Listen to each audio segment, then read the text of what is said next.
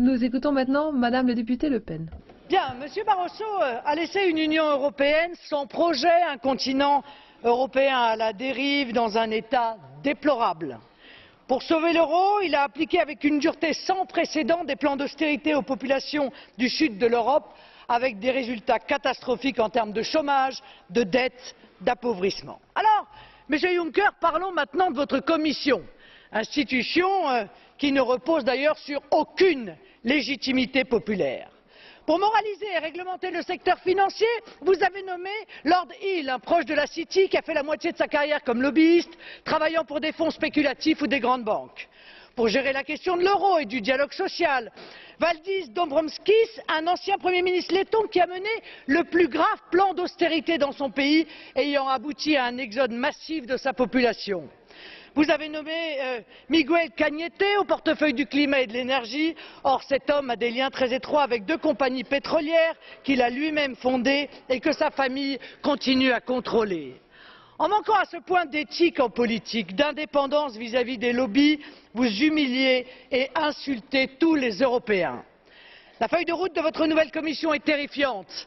Des accords de libre-échange total d'un genre nouveau sont prévus avec le Canada et les États-Unis.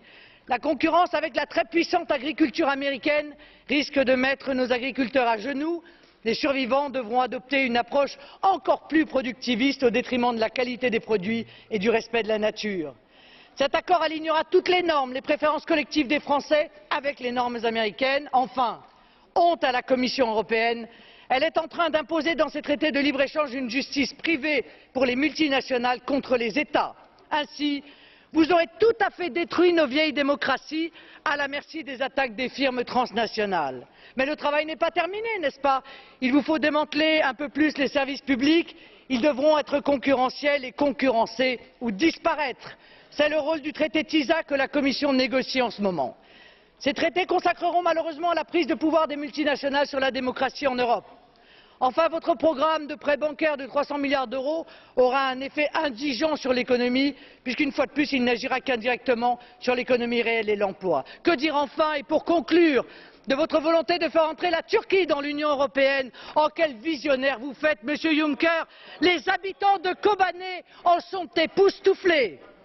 Monsieur Juncker, nous voterons contre votre Commission, car contrairement à l'adage français, avec vous, le pire est toujours sûr.